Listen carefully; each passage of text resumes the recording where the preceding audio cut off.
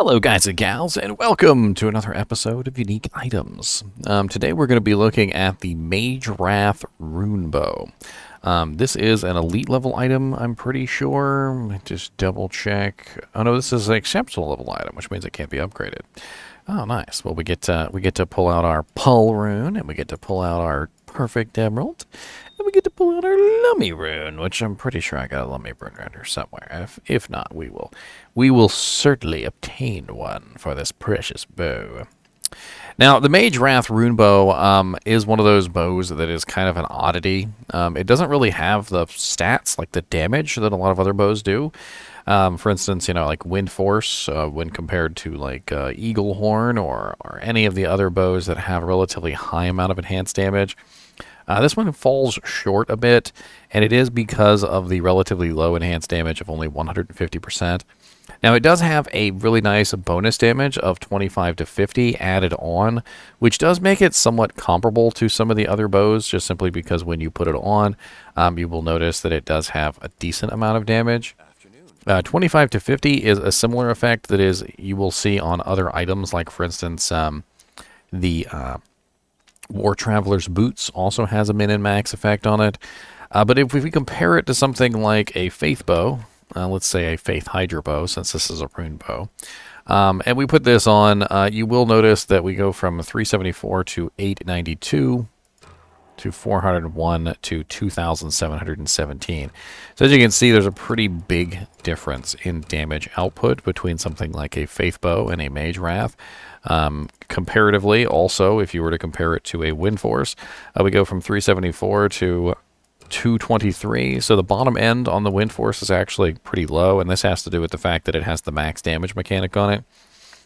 But as you can see, the top end on the Wind Force is actually insanely higher than the Magewrath, which does put the Magewrath in a rather poor situation as far as physical damage is concerned.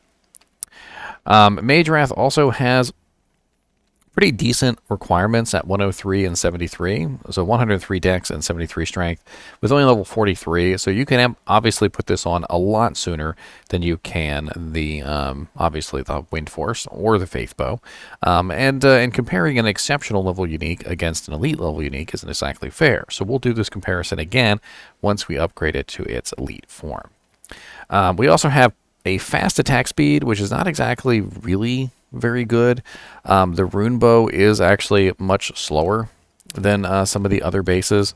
And let me pull up the bases real quick here. And I'm going to compare the bases for you. Alright, so the Rune Bow upgrades to the Ward Bow, and they're both the same speed, which is a 0 speed item. So they are neither a plus speed nor are they a negative speed bow. In comparison, something like the Great Bow is a negative 10, and the Blade Bow is a negative 10 as well, so both of those are faster. We also have a lot of other bows that are 0 class bows, like the Diamond Bow is also 0, and the Hydra Bow is actually plus 10 speed, so it is going to be a little bit faster than the Wind Force base, but we also have to keep into mind here that the Magewrath does not have any increased attack speed natively on it, whereas something like the Wind Force does. The Wind Force is actually running a 20% IAS, base without any socketed item into it. And that's kind of one of the big downfalls of a lot of these bows, as I've noticed, is they don't have any increased attack speed on them whatsoever, so they tend to be relatively slow. We also have a 250 attack rating on this, which is pretty massive. The 250 attack rating actually is pretty high and will actually do quite a bit for you even toward the end game, but definitely at level 43 when you put this bow on, it's going to have a huge effect on your ability to hit targets. It does vary, however, from 200 to 250 attack rating, so keep that in mind. We also have +1 to Amazon skills, which is always nice to have. Definitely not going to be a downside no matter what. In fact, the more plus the skills you can have on an item, the better. 15% mana stolen per hit is absolutely bonkers as far as mana steal is concerned, and would probably fix most of your mana steal problems on a character. If it wasn't for the relatively low damage on the bow, it might edge out in Mana Steel to the point where you wouldn't need any other Mana Steel whatsoever. However, since it's kind of a lower damage bow, and in this particular form, considering other choices, the Mana Steel might not have as much of an effect as you might intend, especially if you're not using physical damage abilities. Like, I could totally see this being a good choice for a character that is not using physical damage abilities. We have +3 guided arrow on here as well, which is always very nice. And basically that means it's just going to give you a free guided arrow that you can use. And guided arrow does have obviously some synergies now with multi-shot. So if you do have the synergies or you're building multi-shot, you will get the nice synergy bonus on guided arrow. The beauty of guided arrow isn't so much in its damage as it is in its ability to never miss a target. If you are ever fighting a boss or a monster that has relatively high defense, or maybe you have really crappy attack rating, we are in a situation where we have basically a free ability which we can use to dish out damage. Now, the beauty of Guided Arrow is that the higher level you get it, the less mana it costs, and eventually it will cost 0, which means that you can fire Guided Arrow for free. Combine that with the fact that it has 15% Mana Steal, and if you run a Guided Arrow specifically on a character with this bow, you're going to be able to easily reach that 0 mana level because you have +4 to Guided Arrow, basically. And then obviously you're going to be able to steal mana back with your bow while you're firing an ability which takes no mana to use, which means you're always going to be at a net positive no matter how much damage you do. We also have the hits blinds target mechanic on here, which is interesting. Now, it is both a good thing and a bad thing. It's a double-edged sword. Hits blinds target can overwrite like curses, like Decrepify or Amplify Damage, which you may specifically want to help your character out, or maybe even lower resistance if you're an ice or fire Zon. And so Hits Blinds Target can both be a good thing because it will blind monsters and it will keep them from being able to target you specifically. If I were to take my Amazon out here and show you, it is extremely effective to be able to just kind of lock down a group of monsters because what it's going to do is it's going to make it so that those monsters can't see you. And as long as they can't see you, then you are, of course, going to be able to just kind of sit there and laugh at them. Now, unfortunately, in Hell difficulty, Hits Blinds Target suffers from an issue known as reduced effectiveness, and it doesn't last anywhere near as long in Hell difficulty as it does in normal.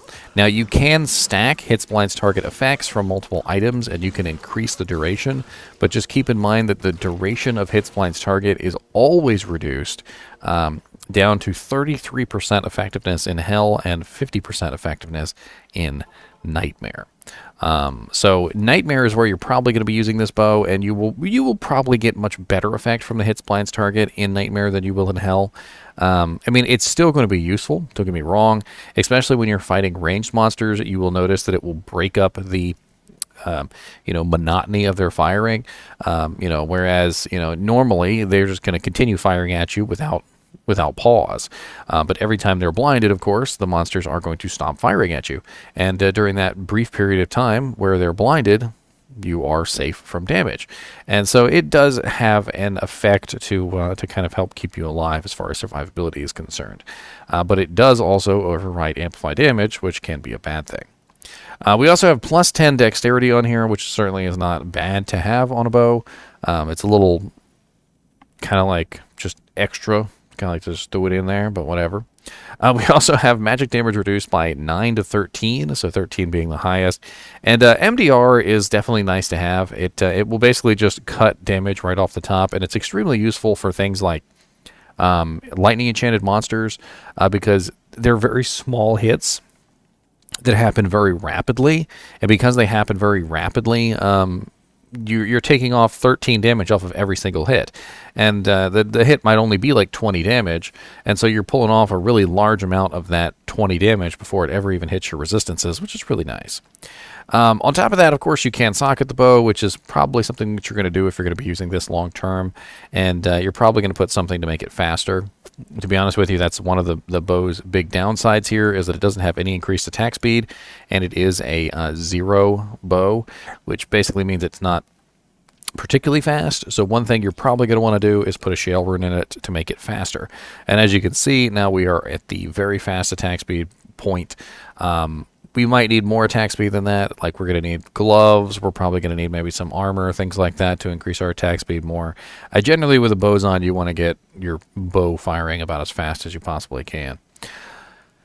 Let's upgrade this, and let's see what it upgrades to. I'm actually kind of interested to see how this upgrades, because it probably upgrades pretty well. Alright, so here we are. Let's see if we can get this thing upgraded and have a look and see what it upgrades to. Alright, so we're going to go with the Pole, the Lum, and the Perfect Emerald, which is what you need to upgrade this. And it's going to go from the Magewrath Rune Bow from 60 to 137 damage, 103 Dex requirement, 73 Strength requirement at level 43, to the Magewrath Ward Bow, which is 75 to 182, 146 Dex, 72 Strength, and level 67. Definitely a much better damage than it was before at 55 to 137. However, still not quite comparable to the other bows. But let's take a look and see what it looks like on the panel, shall we? Get an idea of what we're looking at as far as like comparative damage. So we got Wind Force here. So we're at 478 to 1,197. So definitely a pretty huge difference there with the Wind Force. And the same thing with the Faith Bow. Pretty huge difference. The Magewrath definitely does have a lot higher bottom end damage than the Wind Force does, but much lower top end damage, which pretty much tells me one thing. If you were planning on using the Magewrath, it wouldn't be specifically for its damage output. It would be for other reasons. Like, for instance, maybe you were using the Magewrath because it has the free guided arrow, which I've actually done before. I built a Amazon that used all her points into passive and magic, and she had no skill points in javelin or bow skills, but I wanted her to be able to do things other than just stand there, let her Valkyrie kill things, which she was basically a Valkazon. And I had two ways that I was able to perform actions other than my normal attacks, and Guided Arrow was one of them. I used Magewrath to restore my mana whenever I needed it, and it also came in really handy to apply my Crushing Blow and Open Wounds on targets, which is really what Guided Arrow is for. The hits blinds target wasn't really too big of a deal because I wasn't really worried about it. I was usually mainly attacking single target anyway. And then, of course, the Mana Steel came in super handy.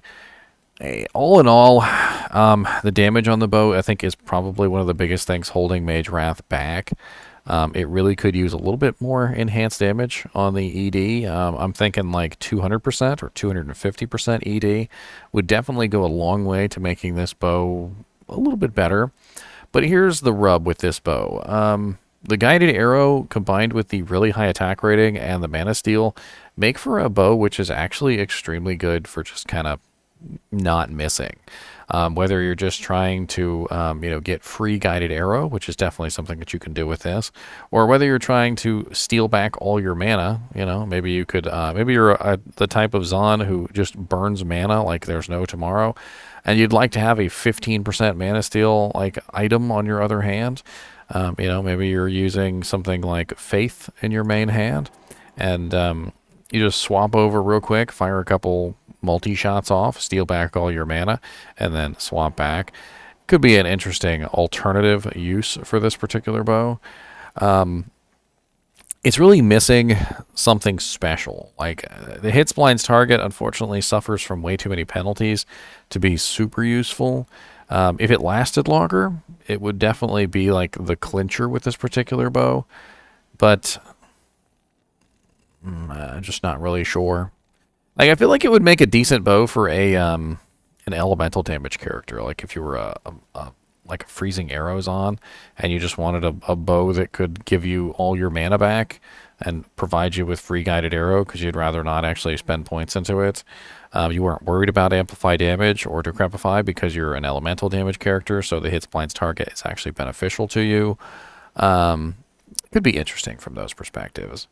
All in all, though, I think I'm a little bit lost on Magewrath's usefulness, other than the use that I actually used it for. I can't really think of a lot of other good choices for it. The high mana steal is definitely nice, but the low physical damage on the bow kind of counters that. Comparatively, if we were to compare this to Windforce at 8% mana steal, ignoring everything else, the 8% mana steal on Windforce is going to provide a much greater effect of mana steal than the 15% on the Magewrath, because the physical damage on the Windforce is higher, which means that the 8% mana steal is going to perform better on this particular bow than the 15% on Magewrath. The Magewrath might as well be 30% for all we care, because it's not going to perform as well as I think they intended it to. And I've noticed this with a lot of like lifesteal or mana steal orientated bows and items, is that they'll make this item that is like godlike mana lifesteal, and then the damage on it is pathetic, and it doesn't actually give you what you think you're getting. One very easy and very obvious example of this is the Serpent Lord Staff, which literally has 100% mana steal, but 100% of what? It's like 2 to 8 damage. So at its max, if you bonk somebody for the highest damage possible of the staff, which is 8 damage, and even if you were like a Amazon and you had critical strike and you doubled that to 16, 100% of 16 is 16 mana. It's not really that amazing. Let's take a look and see where we could potentially find ourselves a Magewrath if we wanted to get our hands on it over on Silo's Pen.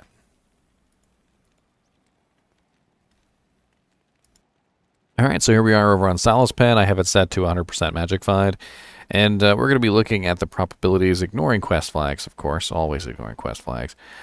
We have Bale and Nightmare at 1 in 908, and for this particular bow, because it is a kind of a lower level bow, it's an exceptional bow. Bale and Nightmare is not really acceptable. Neither is Diablo and Nightmare, although that's a good possibility at 1 in 928. If you're just going to twink the item, probably a good choice would be Diablo and Nightmare. We have Mephisto and Nightmare at 1 in 1249. Not a lot of good choices. It does look like Duriel and Nightmare can drop it, but it's a pretty crappy chance at 1 in 45,873. Wow, okay. Let's restrict this to Nightmare, because I would like to see on-level drops. And there's really just not a lot of good, like, low-level drops here for bosses. Let's take a look at Super Uniques. And we've got Neelathak, Cow King, and Nightmare, 1 in 10,000. I mean, he's farmable at the beginning of Nightmare, but you're not going to be able to kill him as a low-level character. Pindleskin, these are all high-level monsters. Thresh Socket, Eldritch. A lot of really crappy choices for a low-level character trying to get their hands on this bow. I do see Fire Eye in the cellar, but with a really bad chance at 1 in 37,000. That's way too high. So we're kind of left with some really crappy choices, and I think our best super unique to farm at this point is Stormtree, which is an Act 3 Nightmare at 1 in 11,285. Pretty crappy chance to get this, but it definitely is a much easier choice for a character who's just trying to get their hands on a nice little bow. One of the issues that I've always seen with this particular set of uniques, which is the exceptional level uniques, is they just tend to drop really poorly for characters at the correct level. I mean, if you wanted to get your hands on a Magewrath bow on level, so like when this bow is actually, you know, like in the top of its game, which is level 43, you're probably not going to, because level 43 is the beginning of Nightmare difficulty. You're basically fighting Andariel. And Dariel cannot drop it. And just about nothing in Act 2 can drop it either, with the exception of Duriel at a really poor chance. And then once you get to Act 3, you're way past level 43. You're getting into level 50s and level 60s. And you really kind of don't, want to find a level 43 item once you've gotten to the point where you're past it. And that's really the unfortunate side effect of a lot of these nightmare level uniques, is that you end up being past them by the time you find them. I really would like to see a little bit of a rework on these exceptional level uniques so that they drop a little bit sooner in the cycle, because it's just it is what it is. It does, however, open up a option, a possibility for the normal level uniques to shine. I recently had a conversation with somebody on YouTube, and they were talking about Kuko Kashaku, which is a very, very excellent bow, and they were talking about the Hellclap bow, which I was talking about for an exploding arrows on. And they're like, well, the exploding arrows on would never use this upgraded version of the bow because they could just get their hands on Kuko Kashaku. And I pointed out that all exceptional level uniques, including Kuko Kashaku, is often very difficult to get your hands on for a character on level. Just like this bow, if you're trying to get your hands on a Kuko, like at the actual level that you can use it, it's next to impossible. Unless you twink it, find it from a high-level character, and give it to a low-level character, you're not going to see a Kuko on level, which means that the Hellclap actually does work for quite some time until you can actually get your hands on the Kuko Kashaku. And same thing goes for this bow. If you wanted to get your hands on this particular bow at the correct level, you're probably going to be using one of the normal level uniques for a while until you get your hands on this. As always, I do appreciate you guys and gals watching my videos, even when we're talking about the Magewrath. And try not to be wrathful. It's not nice.